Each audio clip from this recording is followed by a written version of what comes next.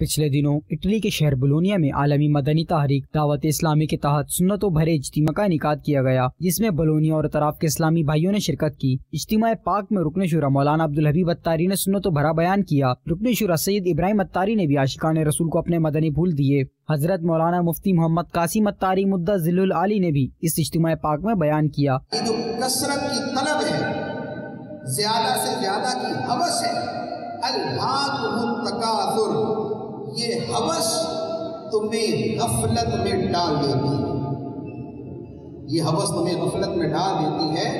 حتی زرتم المقابر، یہاں تک کہ تم قبروں کا منہ جا دیکھتے ہو، قبر میں جا پہنچتے ہو لیکن ہوس نہیں ختم ہوتی۔ 60 سال کا آدمی بھی پیسہ کمانے کے لیے اتنی محنت کر رہا ہوتا ہے جتنا 30 سال والا کرتا ہے۔ 60 سال کا آدمی کاروبار کو اتنا ہی وقت دیتا ہے جتنا 30 سال والا دے۔ کیوں؟ اس لیے کہ زیادہ کی طلب نے آخرت سے غفلت میں ڈالا۔ ایک لیول تک ہونی چاہیے جو ضروریات زندگی ہے، اسے اللہ تعالیٰ نے حاصل کرنے سے منع نہیں کیا، ہونی چاہیے، لیکن اس کی طلب ایسی انسان پہ غالب آ جائے کہ خدا کو بھول جائے۔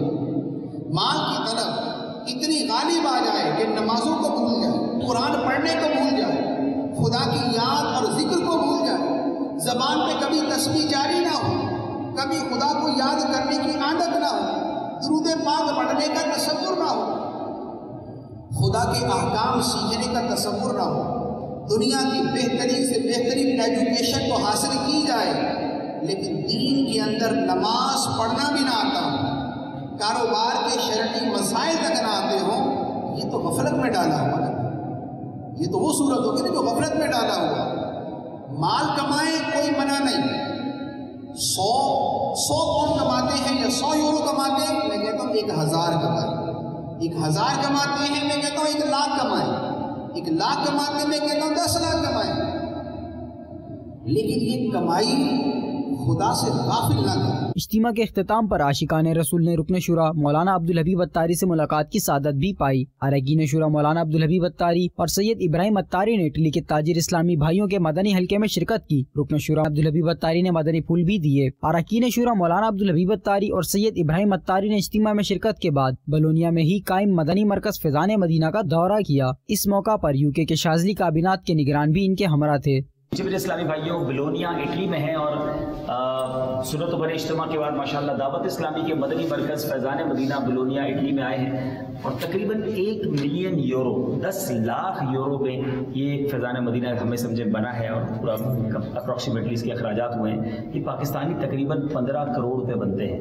اللہ کی رحمت سے دعوت اسلامی کس طرح دنیا بھر میں مساجد اور مدارس بنا رہی ہے، اس میں ماشاءاللہ اسلامی بہنوں کی الگ پورشن ہے، اسلامی بھائیوں کی ایک الگ جگہ ہے اور اللہ کی رحمت سے امید ہے کہ مزید بہت سارے شعبہ جات اس فیضان مدینہ میں کمپلیٹ ہوں گے۔ اسلامی بھائی نے بتایا کہ عاشقان رسول کی یہ یہاں کی سب سے بڑی مسجد ہے، بننے جا رہی ہے انشاءاللہ، تو آپ دعا کریں کہ اللہ کریم دعوت اسلامی کو مزید ترقیاں عطا فرمائے۔ آپ پہلی بار اٹلی آئے ہیں، کیسا لگا آپ کو ذمہ داران سے ملاقات کر کے دعوت اسلامی کی یہ باہر دیکھ کر؟ الحمدللہ بہت خوشی ہوئی، کیونکہ یونان جب گیا تھا تو میں سمجھا تھا سب سے بڑا وہی ہے، مگر یہاں آنے کے بعد اندازہ ہوا کہ ماشاءاللہ بہت وسیع اور بہت خوبصورت۔ اللہ تعالیٰ مزید برکتیں عطا فرمائے۔ آمین۔ جن شعبہ جات کا ہم جو ہے ذکر کیا آپ نے، مزید اس میں برکت ہو جائے، جلدی سے شروع ہو جائے وسیع انشاءاللہ۔